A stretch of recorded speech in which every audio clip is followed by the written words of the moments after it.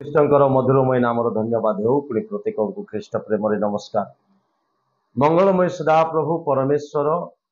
से आम को दया कले अनुग्रह कले आशीर्वाद कले दया आम ये दिन देखिपारिछु। जगत रे अनेक प्रकार अशांत मध्य प्रभु आम को सांत्वना देइछंती शांति देइछंती और से आम को प्रतिदिन कड़े नौछंती। प्रभु नाम धन्यवाद हो। देखंतु आम आज चिंता करबा एक नुआ विषय रे हु इज योर नेबर आपणकर प्रतिवासी किए। आम अनेक समय आम प्रतिवासी को आम देखी न था जानी न था आम पचारि था हु इज योर नेबर आमर नेबर किए आम प्रतिवासी किए आम ता जानिबा दरकार। जेहेतु प्रतिवासी विषय रे बाइबल अति गुरुत्वपूर्ण विषय गुड़ाक बाइबल रे लिखा जाइछि। प्रतिवासी विषय रे तो प्रतिवासी को जो माने अवहेला करती से आज शुणु आ प्रतिवासी को जो माने प्रेम करती से शुणु। आज प्रतिवासी विषय रे आज आम चिंता करबा आपण प्रतिवासी किए। तेरे आम पाठ करवा नूतन नियम को जीवा लूक लिखित सुसमाचार 10 अध्याय तार 25 पद पाठ करवा। सेठारे जड़े युवा लोक व्यवस्था शास्त्रज्ञ से आसी यीशु को आओ से कहउछंती पढ़ंतु टिके आओ देखो जड़े व्यवस्था शास्त्रज्ञ उठी यीशु को परीक्षा करी पचारिले हे गुरु देखो से गोटे प्रश्न करुछंती अनंत जीवन अधिकारी हेबा निमंते मु कोन करिवि तापरे हाँ व्यवस्था रे कोन लेखा अछि तुमे की परि पाठ करूछ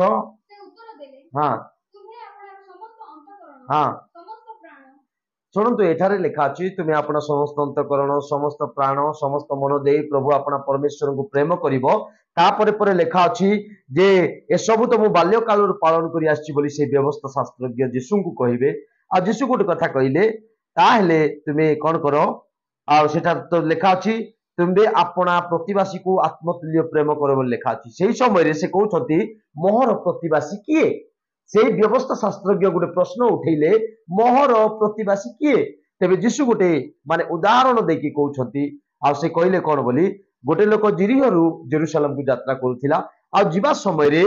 से डकायत मान हाबुड़ रे पड़िला। डकायत माने तार वस्त्र छड़ाई ताकू माड़ मारी ताकू दरमर अवस्था से माने छाड़ी चली गले। एई लोक क्षत विक्षत किए समीरणीय लोक पड़िथिला से बाट दे जड़े जाजक जाउथिला तांको आओ तांको पाख दे गला नाई से अन्य बाट दे चली गला आ जड़े लेबियो मध्य गला से मध्य अन्य बाट दे चली गला आ गोटे समीरणीय जे कि पथिक से आसिकी कौन कला ताको नै तार सेवा शुश्रूषा करछि। एई तीन जनक मध्य रे किए तार प्रतिवासी बोली तुमे मने करछु जहा 36 पद लेखा अछि पढंतु टिके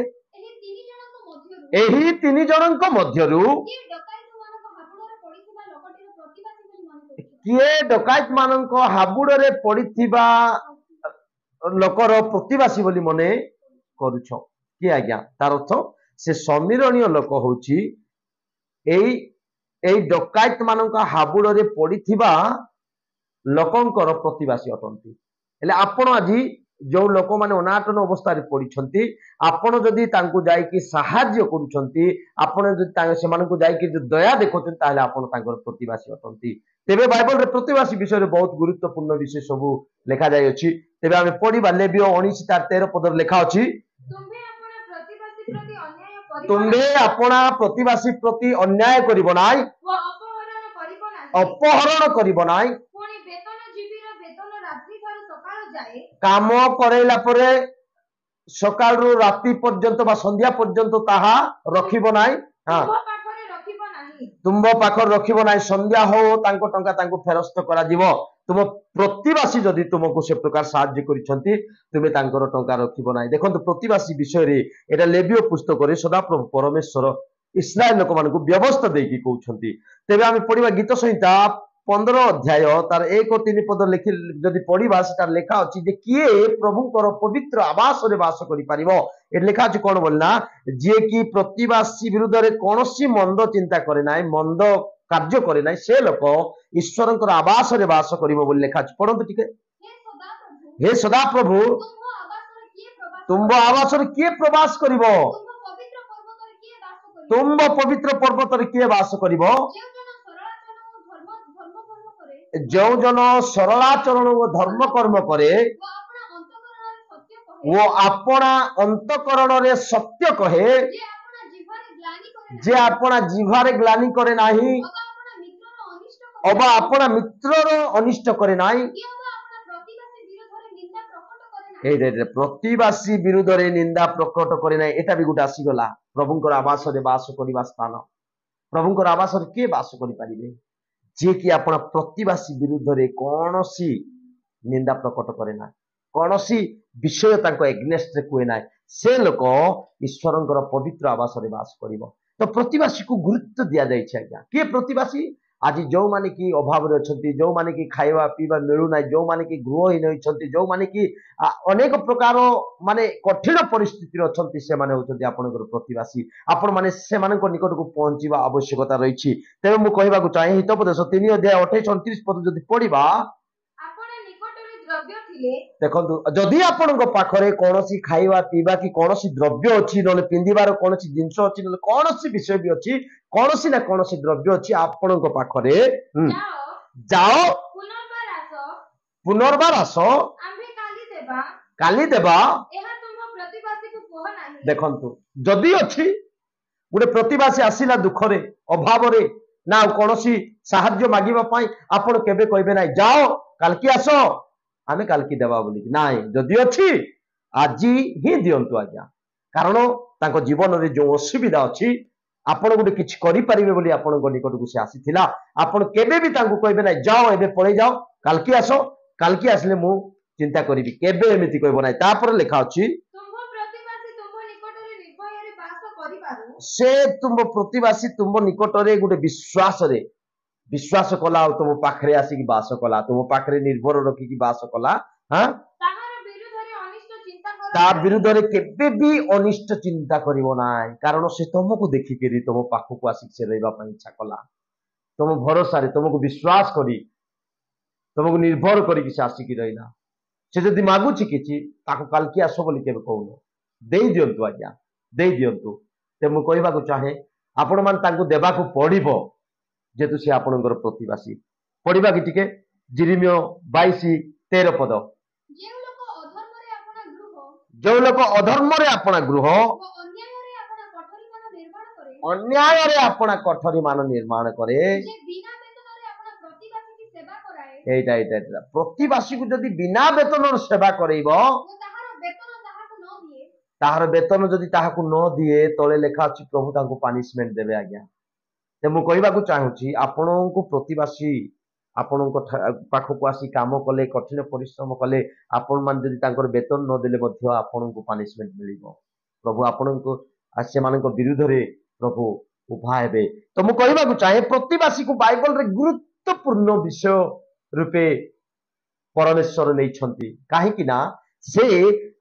से प्रतिवासी दिनहीन मानकर सपक्ष रचंती जेतु आमे माथ्यू 25 अध्याय जदि पढ़िबा 25 अध्याय तार ठीक 36 पद जदि पाठ करिबा नले 41 पद जदि पाठ करिबा से लेखा अछि सेही लोक माने खिदित थिले तृषित थिले उलग्न थिले कारागार थिले से के सिटा जे प्रतिवासी